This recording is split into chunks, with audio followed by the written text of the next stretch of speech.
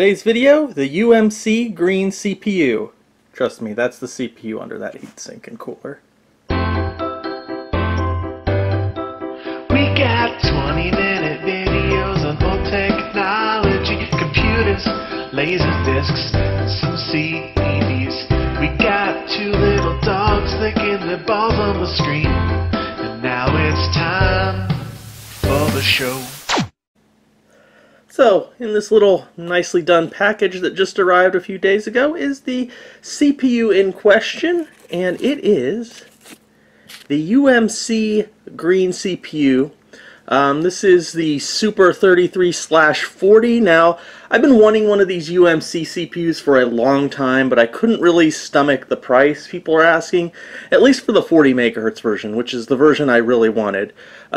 So this is a little bit weird because it's 33/40, but from the little research I can find on this specifically labeled CPU, I believe this is a 40 megahertz version of the CPU, at least according to sites like CPU World. I don't know why it's labeled as 33/40 as opposed to just 40, but supposedly it is the 40 megahertz version. I don't know, maybe it was a marketing thing to show people like, hey, the CPU can work at 33 megahertz and 40 megahertz, which is weird because I can't think of any CPU off the top of my head that also had labeling like that, so I don't know. But I'm hoping it's the 40 megahertz version and it works at 40 megahertz. I got this for a really good deal, and the only thing about it is I don't even know if it works. It was labeled as untested, but it's in really good cosmetic shape. All the pins are there. Nothing's bent, like no bent pins. So I'm really hoping this CPU will work because I've been wanting one of these for quite a while now. Now a lot of interesting things about this CPU. Now the 33 megahertz version of this, they're not rare at all. You can find them all day long on eBay. I can't think of the price off the top of my head. A little pricey, but not too bad. But the 40 megahertz versions are pretty expensive. I think there's one right now for like $100 on eBay, but I didn't pay nearly that much for this guy. But we'll see if it works. But anyways, these UMC CPUs, very interesting. So they're 486 pin compatible, so they'll work in a board that takes a 46, just like an Intel Cyrix or AMD 486. Very interesting CPU. The big thing about these is, clock for clock, they are supposedly much faster than an Intel or an AMD equivalent. So something, for instance, that would take an Intel or an AMD CPU to complete in 40 cycles, this guy should be able to do it in about 7 cycles, at least according to Wikipedia and some other sites that I was able to research. So clock for clock, these things should be significantly faster. And from what I've heard from people and what I've read, the 40 megahertz UMC CPU, it should be about equivalent to a Intel 66 megahertz DX2, which is very interesting. Now, one of the downsides of these CPU is there is no FPU in here. So these are not DX chips. There's no math coprocessor in there, which isn't a huge deal. Not a lot of games from that era really utilized an FPU very much. You know, not till we get into, say, Quake and things where it was really utilized. Some games, you know, SimCity, Falcon, I'm sure there's others, and applications like CAD and stuff use the FPU, but not a whole lot of games really utilize the FPU much. So that shouldn't be a problem with this guy if we're sticking with, you know, the 46 era in gaming. So the other thing you may have noticed about this chip is down at the bottom here, you'll see not for sale in the US, or not for US sale or import. So due to some legal issues, I believe it was Intel that brought up a lawsuit against UMC over these. I don't know the messy details. The end result was these were made not legal for sale in the US. So that's why in the USA we didn't see these chips. I don't even think they were sold very long, but there are rumors there were clock doubling versions of this, like a 66 megahertz version, but I have never seen one, so I assume they're exceedingly rare. The 40 megahertz versions seem rare enough, so I guess without further ado, let's stick this thing in a motherboard and keep our fingers crossed and hope it works. Alright, so I think this is the motherboard I'm going to try that UMC Green CPU out in. It's a later era 46 socket 3 board. I believe it's from 1996. This is an Amptron DX6900, I believe, is the model. We've got 32 megabytes of RAM, 256 kilobytes of L2 cache, 3 VLB slots, UMC chipset on this board, so this should pair well with that CPU, and our DX266 we're going to pit it up against. Alright, so it's time to replace that CPU. That right now that's an AMD 66 megahertz, because I wanted to do some comparison benchmarks. And interestingly, on like the spec sheets for this motherboard, I can't find settings for a UMC chip. But on the board itself, it's pretty dark, so I don't know if you can see back there, but silk screened on the board, we do have jumper settings for UMC. So I'm going to set it up for UMC. I'm going to install that UMC CPU. I'm going to start off at 33 megahertz and just see if the thing works. I really hope it does. Okay, and I'm happy to report the CPU is running. So it works, at least at 33 megahertz. So I put it in there, powered it up, and yeah, we booted. The BIOS correctly identified it, U5 UMC CPU. And then when we go in here to the Phil's handy dandy benchmark pack, we can run check CPU, and there it is, UMC U5S coming in at 33 megahertz, and there's a good sign, 25, 33, 40, so that's a good sign, I think, that we can probably run this thing at 40. Yeah, so it is running the UMC CPU, so now it's time to do some benchmarks with this thing. And before we move on to the chart, just want to show you here I did get it running fine at 40 megahertz. So there's the UMC Green CPU running at 40 megahertz. Alright, before we dig into this bar graph here, again, quick overview of what we have here, our setup. It is a Amptron DX6900 motherboard. We've got 256 kilobytes of L2 cache. For the video card, I'm using a Mach 32 VLB card. I'm using that card just because I know it's a fairly fast VLB card, and it's also pretty tolerant of higher front-side bus speeds like 40 megahertz. So let's take a look here. We've got the AMD 66 megahertz DX2. This is the equivalent of the Intel version. It should be exactly the same as far as numbers go. Then we've got our UMC chip at 33 megahertz, and we also have it running at 40 megahertz. So take a look here. The chip running at 40 megahertz, it is not quite hitting the same speeds as our DX2 at 66 megahertz, but it's putting up a really good fight. So you can see where the increased efficiency of that UMC chip is really helping it get close to that DX2 speed. But do keep in mind that that UMC chip is an SX class chip. It does not have the math coprocessor in it, where the 66 megahertz DX2 does. I don't think that affects any of these tests though. So before we move on, I just wanted to give a shout out to channel Wayback Tech. He did a video in 2016, and he had a face-off video that featured the UMC running at 40 megahertz, and it was a face-off between SX class 46 CPUs. But I wanted to give him a shout-out specifically because at the end of that video, he kind of did a teaser about doing a follow-up video and showing off the UMC chip running at 50 megahertz. So I looked and looked on his channel, and I searched, and I could not find that video. So I don't know if he just never put that video out or if I'm missing it, but it seems like he never put it out. So I just wanted to give him a shout out, because what we're going to do now, we're going to see if we can overclock that CPU to 50 megahertz, see how it performs. So I think we're past the statute of limitations on that, so I don't mean to steal anybody's thunder, but you know, it's been a while, so we're going to see how that turns out for us.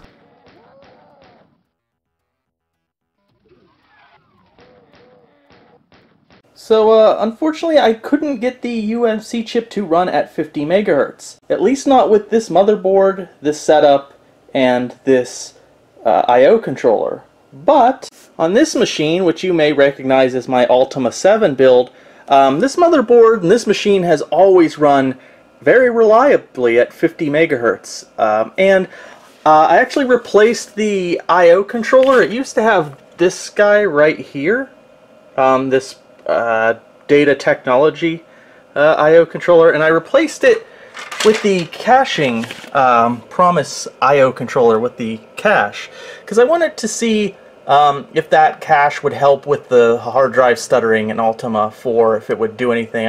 I doubt it, since I'm using a compact flash, but I thought it would be an interesting experiment. But anyways, while I had this guy open, I decided to swap out that 40 megahertz AMD CPU for the UMC. And I switched the front side bus to 50 megahertz, and lo and behold, we have 50 megahertz UMC CPU running at 50 megahertz. So far it seems pretty stable. Alright, so here are some results. This is running our UMC chip at 50 megahertz. Now just a little refresher, this is a different setup, since our previous setup was not stable at 50 megahertz front side bus. So this is a thick 486 GVT U2, or maybe that's V2, probably V2 motherboard.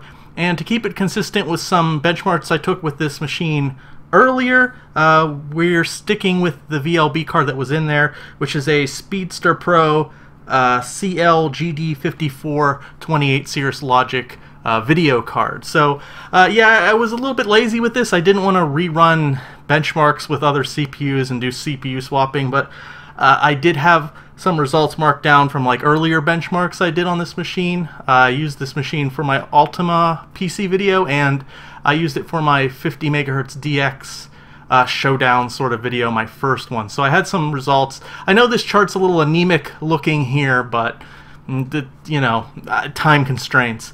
So yeah, 3D Bench 1.0C at 50 megahertz, we're beating the 66 megahertz DX2 by about 4 FPS. And Doom, we're pretty much dead even. It's like marginally, negligibly faster within the you know, margin of error, but it's dead on with the 66 megahertz DX2 for Doom. So yeah, this chip at 50 megahertz, it flies. So let's just stop looking at charts here, and let's take a look at some games running on this machine at 50 megahertz on that UMC CPU.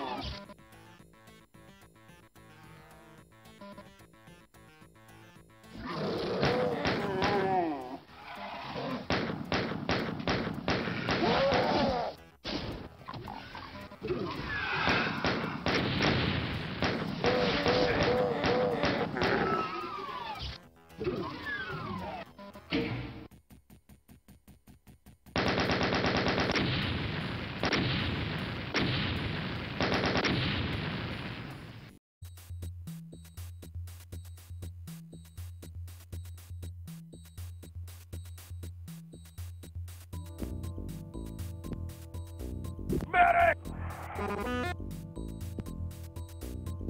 Intruder! Intruder! Medic!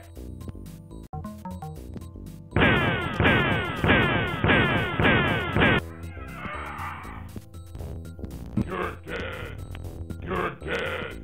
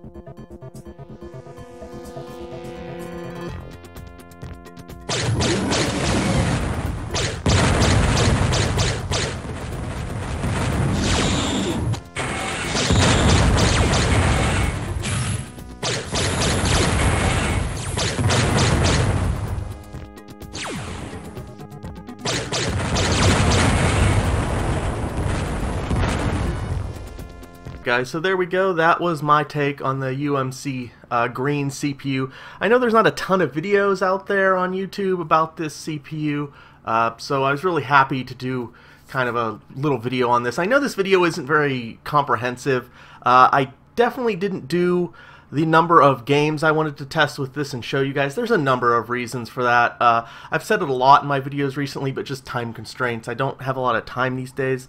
Also keep in mind that I don't have like a workspace, really. I don't have like a workroom or a workbench. I can leave a computer out and step away and come back to it. I do this on a bed and the floor, and obviously when I'm done I have to clean everything up and put it back. And if I hit a little roadblock sometimes, it's just tiring and I just put it away. And sometimes I can't get back to it for a week. I can't just leave the stuff sitting out. So sometimes I don't get to do as much as I want to. I did hit a little roadblock with this video. I wanted to do more games. I wanted to show more games. And I started running into an issue. I went to install more games from the CD drive, and I just started getting weird errors. Like it would detect the CD drive, but I'd try to install the game, and it would tell me that I had to install it from the CD, but I was installing it from just weird little things, and that could have been for any reason. I don't know if that was from the 50 MHz front side bus. I don't know if that was from just swapping, you know, hard drives from one PC to a new one. It could have been any number of little errors, and I could have fixed it, but at that point I'd been working on this machine for hours, and I just wanted to be done and clean everything up and put everything away. So I just kind of stopped there, and that's why we only had like, you know, 3 games really shown with the 50 MHz front side bus on this UMC CPU. So maybe one of you guys out there, I know there's a couple other guys that I believe have one of these 40 MHz green CPUs. I don't know, maybe Wayback Tech will put out that video. I believe High Treason has one of these CPUs. I don't know, maybe one of those guys will do a more comprehensive video on this CPU, but I just wanted to throw this video out there so there's something. We didn't do a ton of testing here, but I think we did get a good general idea of this CPU. It runs fine. Mine ran fine at 40 and 33, and it is faster than the Intel clock for clock at those speeds. We already knew that. At 50 MHz, I would say this thing flies. It's pretty fast. It's about equivalent to a 66 MHz DX2, at least in my case. Maybe in some cases even a little faster, maybe a little slower in some cases, though. I can't say I'd recommend this CPU for a retro setup. I mean, it's cool as a novelty, or, you know, if you just want something weird and different, but there's really no reason to use one of these CPUs over, say, an Intel DX2 66 MHz. The Intel's probably more compatible. I didn't really run into, like, game compatibility with this, but I didn't test very many. I'm sure there's a couple oddball pieces of software out there that will crash with this CPU. There's no FPU in this thing. The Intel's easier to find. It's just as fast. You know, it's cheaper. Just there's really no reason to use this thing except as a novelty, or if you're into weird retro CPUs like me. So, but yeah, I did have fun using this video. Obviously, there's different motherboards you could use. You could throw this thing in a PCI 46 board, I guess, if you wanted. Feels like a little bit of a waste of that kind of board, but then you'd eliminate the VLB issue if you're running it at 50 MHz. So, you know, I did everything at default BIOS settings. I didn't tweak memory timings and stuff like that, but you know, that will increase or decrease your stability. You got to play around with these things a little bit. But yeah, that is the UMC Green CPU. Hopefully maybe one of you guys out there will do a little bit more comprehensive video on it, but I'm glad I threw this one out there. It's put some interest in this weird CPU that really wasn't legal to sell in the US back in the day. So I hope you enjoyed the video and this kind of content. If you enjoy it, give us a like, subscribe, and I'll see you in the next video. Thank you for watching.